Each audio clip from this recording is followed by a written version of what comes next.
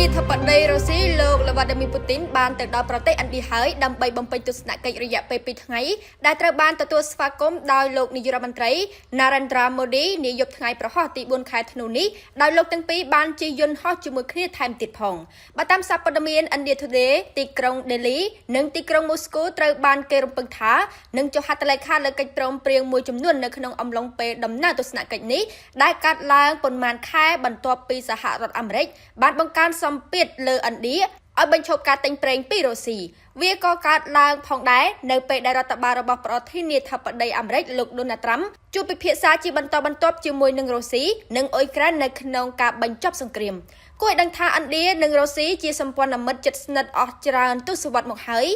លោក Putin និង Modi ក៏មានទំនាក់ទំនងយ៉ាងកក់ក្ដៅបំផុតផងដែរ